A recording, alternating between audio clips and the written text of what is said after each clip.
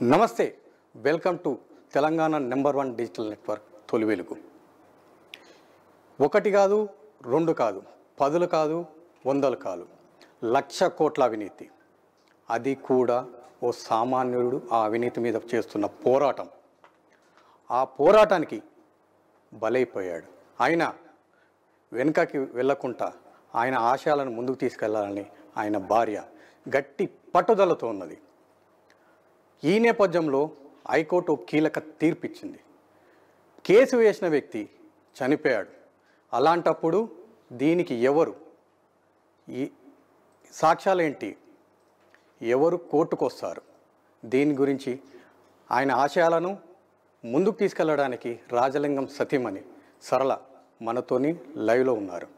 ఆమెను అడిగి ఆయన ఆశయాలను ఎలా కంటిన్యూ చేస్తారు అడిగి తెలుసుకుందాం. సరళ గారు నమస్కారం. నమస్తే సార్. నిన్న హైకోర్టు ఒక తీర్పు ఇచ్చింది. తీర్పు అంటే మొత్తం తీర్పు కాదు, ఒక సజెషన్ మాత్రం లాంటిది. మీ భర్త రాజలింగమూర్తి చనిపోయాడు. 1,00,000 కోట్ల అవినీతి మీద అలుపెరగని పోరాటం చేస్తున్న వ్యక్తి చనిపోయాడు. చనిపోయిన వ్యక్తి ఇప్పుడు సాక్ష్యం. ఆ సాక్ష్యమే లేనప్పుడు కేసు ఎలా కంటిన్యూ అవుతుంది అని చెప్పేసి హైకోర్టు. ఈ నేపథ్యంలో మీరు ఈ కేసుని ఎలా కంటిన్యూ చేస్తారు? మీ ఆయన దగ్గర ఉన్న సాక్ష్యాలు మీ దగ్గర ఏమైనా ఉన్నాయా? ఉన్నాయి సార్. ఆయన చేసినది సార్, ఆయన చనిపోయింది కారణం మేడిగడ్డ ప్రాజెక్టు మీద చనిపోయాడు. దాని ఇష్యూ ఏమంటున్నారంటే ఒక చిన్న ల్యాండ్ ఇష్యూ తీసి ఈయన కేసును డైవర్ట్ చేసేందుకు ప్రయత్నిస్తున్నారు. ఇది చేసింది ఎవరు? వెనకాల పెద్ద పెద్ద వాళ్ళు ఉన్నారు. చిన్న చిన్న వాళ్ళు ఏం కాదు. ఒక లక్షల వందల కోట్ల ప్రాజెక్టు ఇది. కేసీఆర్ మేడిగడ్డ ప్రాజెక్టు. దాని విషయంలో నా భర్త అటెండ్ మర్డర్ అయ్యిండు. అది చిన్న విషయం, మామూలు విషయం కాదు. ఇది అంత ల్యాండ్ విషయం జోలు చూసుకుంటూ చిన్నగా ల్యాండ్ విషయం చనిపోయిందని సృష్టిస్తాను. చనిపోయిన వ్యక్తి చనిపోయింది కదా, దీన్ని కేసును డైవర్ట్ చేయడానికి ప్రయత్నిస్తున్నారు. ఓకే, 24వ తారీఖు అంటే ఇంకా 2 రోజుల టైం ఉంది. అప్పటి వరకు హైకోర్టు దగ్గరికి మీరు వెళ్ళే అవకాశం ఉందా? ఒకవేళ వెళ్తే మీ దగ్గర ఉన్న సాక్ష్యాలేంటి? తప్పకుండా వెళ్తారు సార్. ఎందుకంటే నా భర్త చేసేది చిన్న అంటే ఆయన ఏదో అవినీతి అక్రమాలు కాదు సార్. ఎందుకంటే పెద్ద వాటి గురించే ప్రజల కోసమే పోరాడిండు, ప్రజల కోసమే ఆయన బలయ్యిండు. ఆయన మేడిగడ్డ ప్రాజెక్టు మీద సక్సెస్ అయ్యిండు. దాన్ని ఓర్వలేక ఇది ఏంటంటే కేసీఆర్ ఒక మాజీ ముఖ్యమంత్రి మీద ఆయనకి ఎఫెక్టివ్ పడుతుందని దాని కోణంలో తీసుకొని ఆయనను అటెంప్ట్ మర్డర్ చేయడం జరిగింది. నిన్న రమణారెడ్డి ఏమంటున్నాడు, ఒక మీటింగ్ ఒకటి ప్రెస్ మీట్ పెట్టి ఏమంటున్నాడు అంటే ఎస్బీ వాళ్ళకు చెప్పుకొని మాకేమవుతుంది, నేను చనిపోయింది దాని ప్రాజెక్ట్ మీద కాదు కదా, ఒక చిన్న ల్యాండ్ విషయం చనిపోయిండు, చెప్పుకొని మాకేం భయం అంటున్నాడు. ఎందుకంటే ఆయన ఒక మేడిగడ్డ ప్రాజెక్టు అంటే ఒక మాజీ సీఎం మీద కేసు వేసిండు కదా. అంటే రమణారెడ్డి ఎట్లా అంటే కొన్ని నియోజకవర్గంలో ఒక సామాన్యుడు, ఒక బీసీ బిడ్డ, ఆ బీసీ బిడ్డను ఎదుర్కొంటూ చేసిండు. ఒక సామాన్యుడు నా మీద కేసు వేయడం ఇంతవరకు సమాజం. నువ్వేం చేస్తున్నావని కేసీఆర్ రమణారెడ్డిని అడుగుతుంటే నువ్వేం చేస్తానో, ఒక సామాన్యుడు కేసు వేసి నా మీద నువ్వేం చేస్తానని బెదిరిస్తే ఆయన మా ఆయన మీద, ఎందుకంటే బీఆర్ఎస్ పార్టీ ఉన్నప్పుడే మా ఆయన ఎన్నో సమస్యలు ఎదుర్కొన్నాడు. ఒక జూబార్కు కావాలని మీరు పేపర్లలో చూడండి, ఆయన చేసిన మంచి పనులు ఏమున్నది. ఆయన అంటే ఒక మేడిగడ్డ ప్రాజెక్టు మీద పెద్ద అంటే కుంభకోణం జరుగుతుంది. ఈ ప్రజల సొమ్ము, ప్రజల ధనాన్ని దుర్వినియోగం చేస్తున్నారు. ఎందుకు వీళ్ళు అక్రమంగా దోచుకుంటున్నారు? ఈ ప్రజల భూమి ఏంటిదంటే మన భూములు, గవర్నమెంట్ భూములు, దానిలో కూడా పోరాడిండు. చనిపోయింది మామూలు చిన్న విషయంలో కాదు.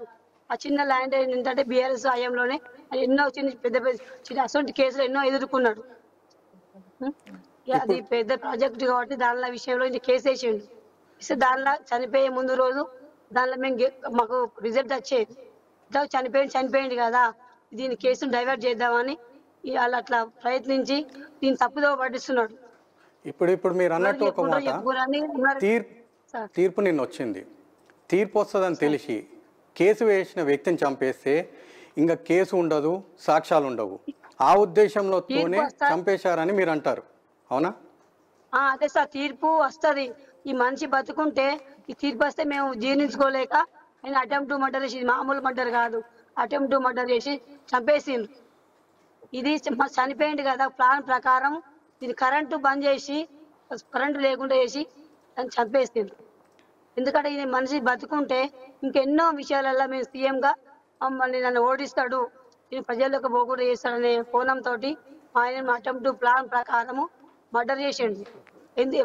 ఎవరు చేసిండు అంటే ఈ రమణారెడ్డి చేయించింది కాదు, రమణారెడ్డి చేయించిండు. రమణారెడ్డి వెనకాల కేసీఆర్, కేటీఆర్, హరీష్ రావు ఉన్నాడు. వీళ్ళతోనే వీళ్ళ ద్వారా స్టెప్ బై వచ్చింది. ఇప్పుడు మీకు గతంలో ఎప్పుడైనా ఈ హరీష్ రావు, కేటీఆర్, కేసీఆర్ వీళ్ళంతా ఉన్నారని చెప్పేసి ఎప్పుడైనా మీతో షేర్ చేసుకున్నారా మీ ఆయన? చెప్పిండు. ఎందుకంటే ఈయనను మేడిగడ్డ ప్రాజెక్టు మీద కేసు వేసినని ఈయన బెదిరించడం జరిగింది. అంటే ఉంటా అంటే ఇంకెన్ని విషయాలలో ఈయన మాకు వ్యతిరేకంగా ఉంటాడు, ఈయనను లేపేయాలని ఒక ప్లాన్ ప్రకారమే మా ఆయనను చంపేసిండు. అంటే ఈయన చేసిన మంచిని మీరు తెలుసుకోండి. ఎందుకంటే నేను కౌన్సిలర్, బీఆర్ఎస్ కౌన్సిలర్గా గెలిచి, నేను కాంగ్రెస్ ఉన్నప్పుడే నేను గెలిచిన. ఈ రమణారెడ్డి ఏం చేసిండు, ఈ గెలిచినాక టీఆర్ఎస్లో వేయండు.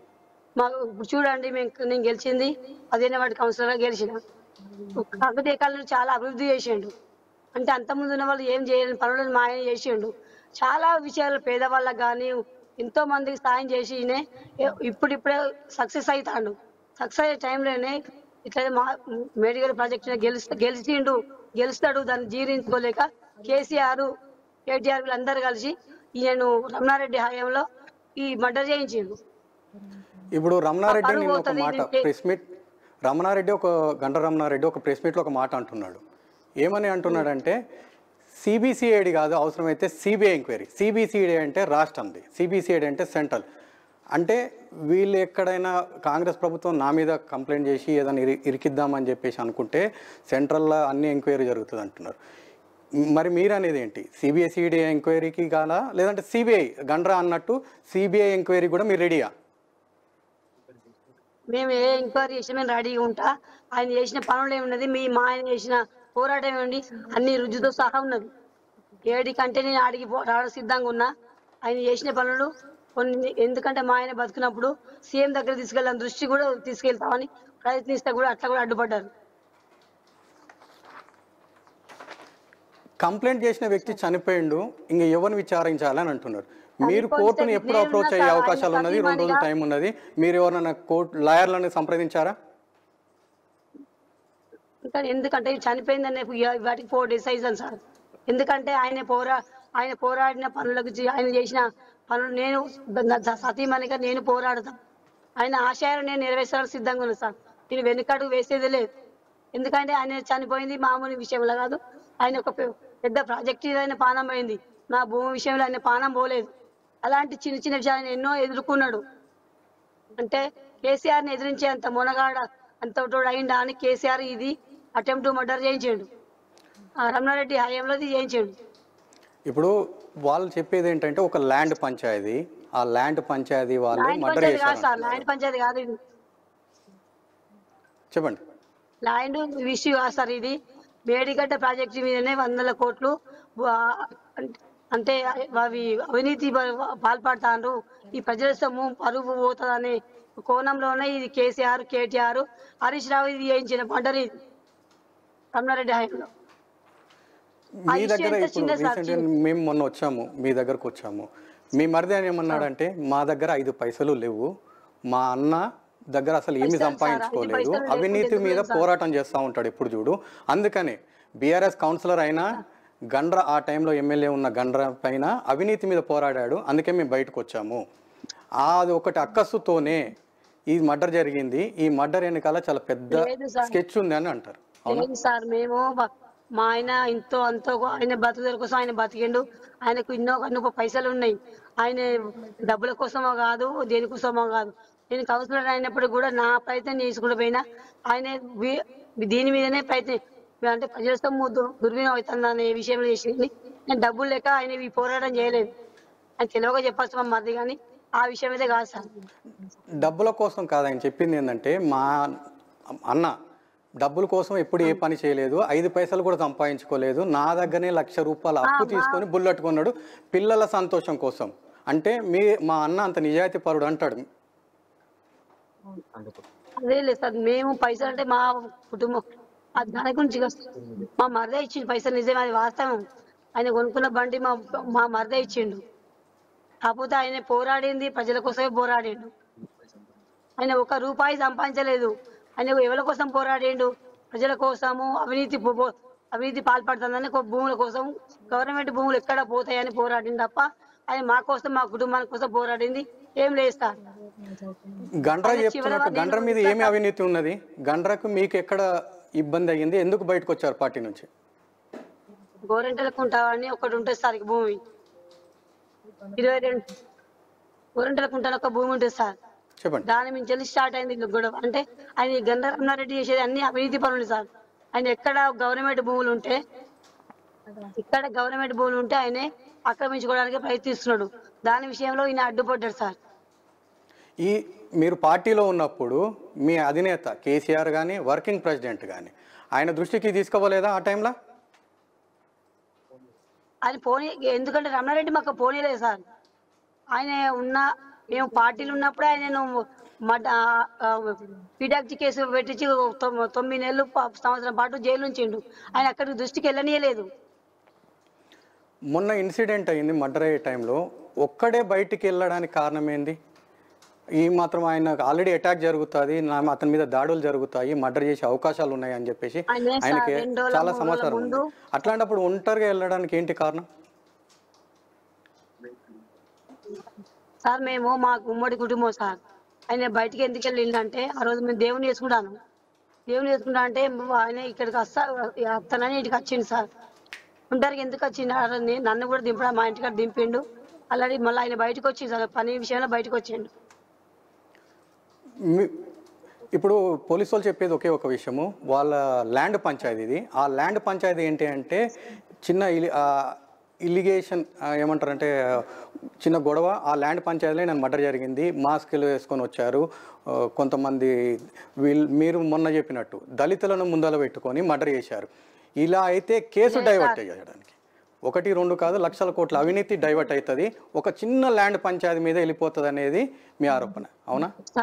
అదే సార్, ఎందుకంటే లక్షల కోట్ల ప్రాజెక్టు అది తప్పుదో పట్టించడానికి ఇది ఒక చిన్న ల్యాండ్ ఇష్యూ దాన్ని ముందు పెట్టుకొని దీన్ని డైవర్ట్ చేయడానికి ఇది ఒకటి పెడుతున్నారు సార్. ఆ చిన్న విషయం ఎంక్వైరీ చేయండి సార్. ఎందుకు దాని గురించి ఎన్నో పనులు మంచి పనులు చేసింది సార్. అని వాళ్ళు చనిపోయింది. చెప్పండి. ఈయన చనిపోయింది మేడిగడ్డ ప్రాజెక్టు మీద ఒక పెద్ద కేసు మీద చనిపోయింది సార్.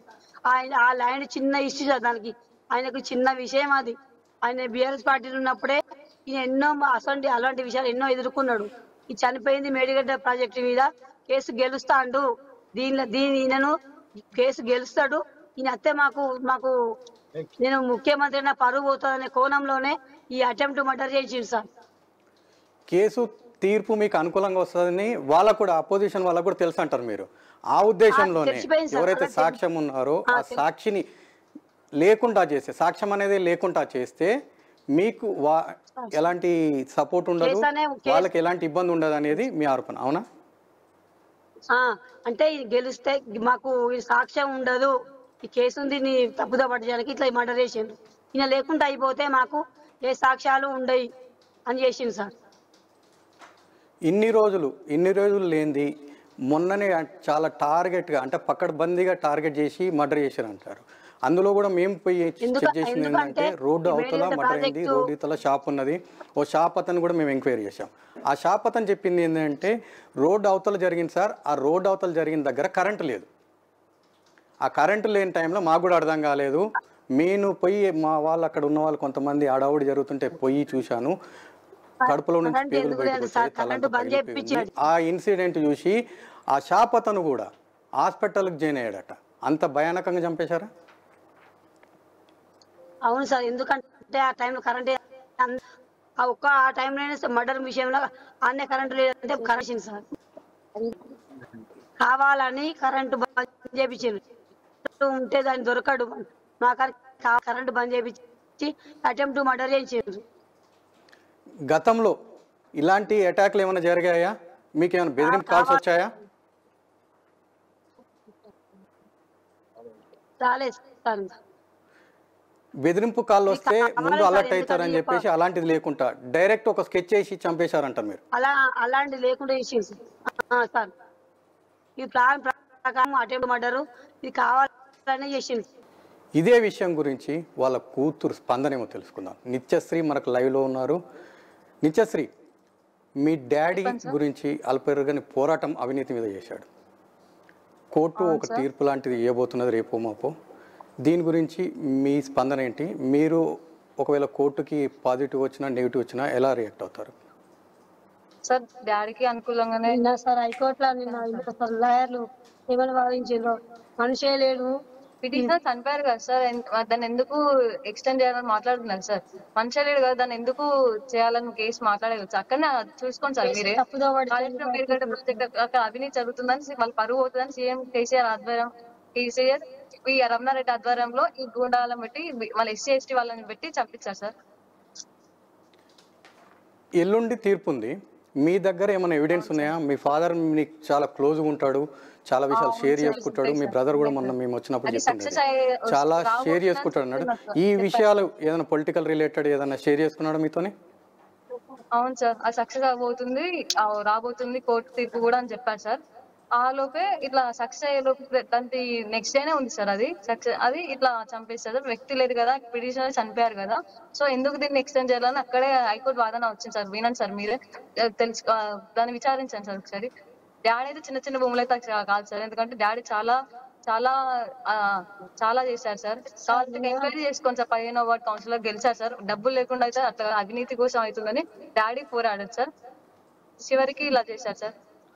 చిన్న భూమి అయితే అస్సలు కాదు సార్. ఎల్లుండి తీర్పు ఉంది, 24వ తారీఖు తీర్పు. ఎమ్మెల్యే రమణారెడ్డి సార్ రమణారెడ్డి ఎందుకు అంటున్నాడంటే, రమణారెడ్డి అందులో లేడు కదా సార్. కేసీఆర్ చేయించారు కదా, కేసీఆర్ చేపిస్తే ఈయన ఇట్లా ప్రెజర్ పెట్టేసరికి ఈయన ద్వారా ఇట్లా చేయించారు. అందుకే ఆయన బయటపడని అట్లా చేస్తున్నారు సార్. కానీ దీని వెనుక ఇదే ఉంది సార్, కాళేశ్వరం మేడిగడ్డ ప్రాజెక్ట్. దాన్ని సక్సెస్ అయ్యేలోపు పిటిషన్ చనిపోయారు కదా, ఎందుకు ఎక్స్చేంజ్ చేయాలని ఇట్లా చేసింది సార్. ఇప్పుడు లేదు కదా సార్ మనిషి. సక్సెస్ మీరు గట్టిగా చెప్పేది ఏంటంటే గండ్ర రమణారెడ్డి అనేది ఒక సాకు, అది జస్ట్ ముందల పెట్టారు. మిగతా ఇన్సిడెంట్ అసలు స్కెచ్ అంతా వేసింది వేరే వాళ్ళు అనేది కదా మీరు? పెద్దవాళ్ళే సార్, దీని వెనక పెద్దవాళ్ళే ఉన్నారు సార్. రమణారెడ్డి కూడా ఉన్నారు సార్, రమణారెడ్డి కూడా main candidate sir. Ramana Reddy, KTR, KCR మీకు ఒక 10 లక్షలు ఇస్తాము కేసు సెటిల్ చేసుకోండి అని చెప్పేసి అన్నారని అంటారు. దానికి ఏమన్నా ఆ 10 లక్షలు సరిపోక ఇచ్చి చేశారంటారా, లేదంటే మీరు ఓన్లీ ఆ 1,00,000 కోట్ల అవినీతి మీద పోరాటం కాంప్రమైజ్ అవ్వాలని చెప్పింది సార్. నిన్న విన్నారు సార్, హైకోర్టులో వాదన విన్నారు సార్. లాయర్లు ఏమని వాదిస్తారు, మనిషే లేడు కదా, దీన్ని కేసు క్లోజ్ చేద్దామని వాదిస్తారు సార్. అంటే దీనిలో మీరు అర్థం చేసుకోండి సార్, అంటే వాళ్ళు ఎంత దిగజారిపోయింది సార్. మనిషి అంటే కేసు వేసిన మనిషే లేడు, దీన్ని క్లోజ్ చేద్దామని ప్రయత్నిస్తున్నారు సార్. ఎందుకంటే ప్రాజెక్ట్ దాన్ని మంచి చనిపోయింది కదా, దీన్ని ఆఫ్ చేద్దామని నిన్న లాయర్లు వాదిస్తున్నారు సార్ హైకోర్టులో. లాయర్ల వాదన మీరు ఒకసారి వినండి సార్. మేము చూసినాం సార్. నిత్యశ్రీ, మొన్న మేము మీ దగ్గరకు వచ్చినప్పుడు కూడా మీరు అన్నారు, ప్రాణానికి ప్రాణం, మా నాన్నని చంపిన వాళ్ళని వదిలే ప్రసక్తే లేదని చెప్పేసి. మీకు అంత ధైర్యం ఎక్కడిది? మీ వెనకాల ఎవరున్నారు? మా నాన్న ఆయన అవినీతి చేయకుండా ధైర్యంగా ఒక్కడే వెళ్ళిపోయాడు సార్. ఇవన్నీ చేశారు సార్. మా నాన్న ఇచ్చిన ధైర్యమే సార్ ఇదంతా నాకు కూడా. ఆయన ఎప్పుడు అవినీతి చేయలేని ధైర్యంతోనే తిరిగాడు సార్. నేను ఎవరిదైనా తిన్నానా, నేను ఎందుకు భయపడాలనే వెళ్ళిపోయాడు సార్. ఒక్కడే వెళ్ళిపోయాడు. నేను ఎవరు తీసుకోలేదు, ఎవరు దోచుకోలేదు కదా, నేను ఎందుకు భయపడతాను సార్, నేను ఎందుకు భయపడాలని అనేవాడు సార్. ఓకే ఎందుకు సార్ మేము ఎందుకు భయపడాలి సార్? ఎందుకంటే ఆయన చేసిన పని మంచి పని చేసిండు కాబట్టి. ఆయన చేసింది పెద్ద ప్రాజెక్టు మీద కేసు వేసిండు. ఆ గవర్నమెంట్ భూములు అక్రమంగా దోచుకుంటున్నారు అనే కోణం దాన్ని వెళ్ళిపోయాడు. మేము ఎందుకు భయపడతాం సార్? వాళ్ళకు వాళ్ళు చేసిన అక్రమాలు అవినీతులు బాగున్నాయి కాబట్టి ఆయన ధైర్యంతో మేము ముందుకెళ్తాం సార్. ఆయన చేసిన ఆశయాల ప్రకారమే మేము ముందుకెళ్తాం సార్. ఇంత పెద్ద లీడర్ ఉన్నా మేము భయపడే ప్రసక్తే లేదు సార్. నిత్యశ్రీ, మీ ఫాదర్ నీతో చాలా క్లోజ్గా ఉంటున్నాడు, మీ మదర్ కంటే ఎక్కువ ఏదైనా ఉన్నా షేర్ చేసుకోవడం అనేది. మీతోనే ఏమైనా షేర్ చేసుకున్నారా ఇలాంటివి? బెదిరిస్తున్నారు, భయపడిపిస్తున్నారు, చంపేస్తారేమో అని చెప్పేసి మీరు ధైర్యంగా ఉండాలి, జరగకూడదు ఏదైనా జరుగుతాయి, మీరు ధైర్యంగా ఉండాలని ఎప్పుడైనా చెప్పాడా? చెప్పాడు సార్ ఎందుకంటే నేను ఏం అవినీతి చేయలేదు సార్. అందుకే మాకు నేను డాక్టర్ని కదా సార్, నేను భయపడింది ఏం చెప్పారు సార్. డైరెక్ట్ కంప్లైంట్ ఇచ్చి చెప్పారంటే సార్ ఇట్లా నా టీం తిరుగుతుంది అని చెప్పడానికంటే వాళ్ళు పట్టించుకోలేదు సార్ లోకల్ వాళ్ళు. ఎందుకంటే ఇక్కడ రమణారెడ్డి ఇక్కడ ఎమ్మెల్యే అయ్యి మాజీ ఎమ్మెల్యే ఉన్నారు సార్. సో వీళ్ళ ఆధ్వర్యంలో ఉన్నారు సార్ ఈ లోకల్ పోలీస్ వాళ్ళు. మీకు బెదిరింపు కాల్ వచ్చినప్పుడు ఎప్పుడు పోలీసు వాళ్ళకి కంప్లైంట్ ఇచ్చారా? డాడీ ఇచ్చారంట సార్, వెళ్ళి చెప్పారంట. సో కానీ వాళ్ళు పట్టించుకోలేదు సార్. ఎందుకంటే ఇక్కడ లోకల్ పోలీస్ వాళ్ళు మాజీ ఎమ్మెల్యే గంధ వెంకటరమణారెడ్డి సార్ ఇక్కడ. సో డాడీకి వాళ్ళు పడిపోయి పిఆర్డీ యాక్ట్ అన్ని పీడీ యాక్ట్ కేసెస్ కి చాలా పెట్టి పంపించారు సార్ డాడీని, ఇక్కడ బయటికి రాకుండా. కావాలంటే ఎంక్వైరీ చేయండి సార్, ఉంటుంది. డాడీ జైలు పోయింది 3 months, 3-4 times వెళ్ళాను సార్ డాడీ జైలుకి. అవి అక్రమ కేసులు మొన్న పెట్టారు మంత్రి కోమటిరెడ్డి వెంకరెడ్డి ఒక మాట అన్నాడు, ఈ హత్య మీద సిబిసిఐడి ఎంక్వైరీ చేస్తే అసలు పెద్ద దోషులు బయటపడతారు. ఖచ్చితంగా ఇది మాకు కావాలి సార్, సిబిసిఐడి కావాలి సార్, మాకు ఖచ్చితంగా అది కావాలి సార్. మరి గండ్ర వెంకటరమణారెడ్డి ఏమంటాడంటే సిబిసిఐడి అనేది రాష్ట్రంది, సిబిఐ ఎంక్వైరీ చేసుకోండి అప్పుడు అసలు విషయాలు తెలుస్తాయి అంటుంది. అంటే ఆయనకు అంత ధైర్యం ఎక్కడిది? అంటే ఈ మొత్తం దాంట్లో గండ్ర వెంకటరెడ్డి అసలు పాత్ర లేదు, జరిపించిందంట వెనుక వాళ్ళు అంటారు మీరు.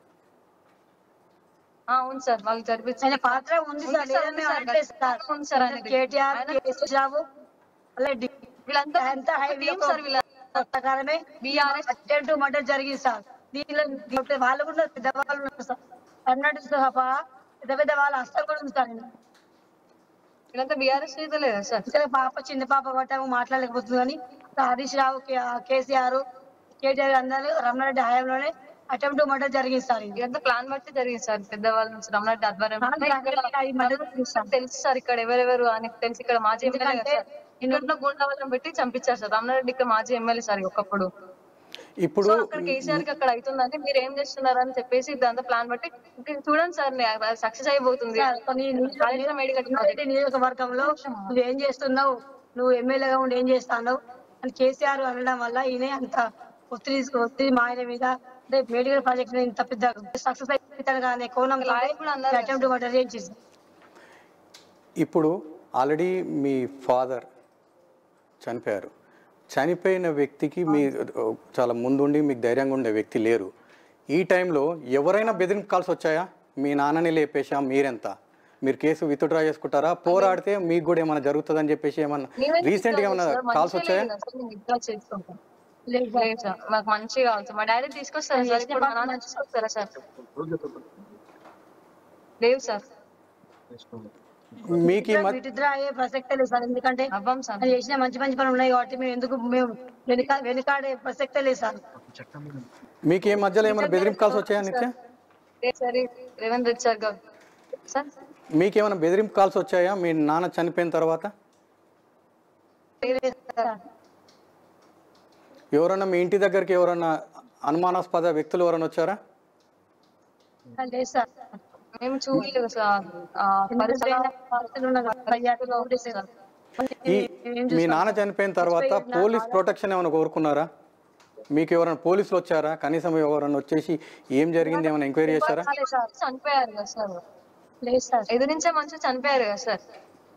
ఇప్పుడు ఆయన అడ్డు తొలగిపోతే ఇదంతా వాళ్ళకి అన్ని జరిగిపోతాయి కదా సార్, అవినీతి అన్ని లేదు కదా సార్. ఎందుకు వస్తుంది సార్? ఎవరు ముందు సార్ ఇప్పుడు మీరు పోరాడుతా అంటున్నారు, మీ నాన్న ఆశయాలను ముందుకు తీసుకెళ్తాను.